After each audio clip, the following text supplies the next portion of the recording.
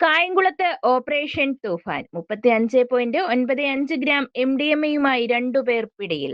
ഓണാഘോഷത്തോടനുബന്ധിച്ച് ലഹരിമരുന്ന് വിപണനവും ഉപയോഗവും തടയുന്നതിനായി ആലപ്പുഴ ജില്ലാ പോലീസ് നടപ്പിലാക്കുന്ന ഓപ്പറേഷൻ തൂഫാന്റെ ഭാഗമായി നടത്തിയ പരിശോധനയിലാണ് 35.95 ഗ്രാം MDMA-യുമായി രണ്ടുപേരെ കായംകുളം പോലീസ് പിടികൂടിയത്.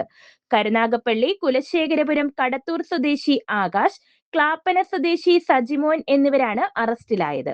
ഓണം പ്രമാണിച്ച് ആഭ്യന്തര വിപണിയിൽ ഏകദേശം 4 ലക്ഷത്തോളം രൂപ വിലമതിക്കുന്ന മയക്കുമരുന്നാണ് ഇവർ കടത്തിക്കൊണ്ടുവന്നത്.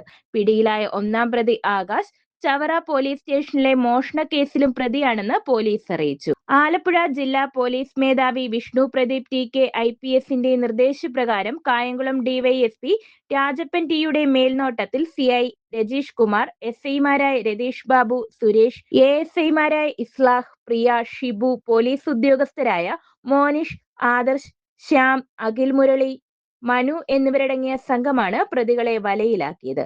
News bureau, Kayamkulam.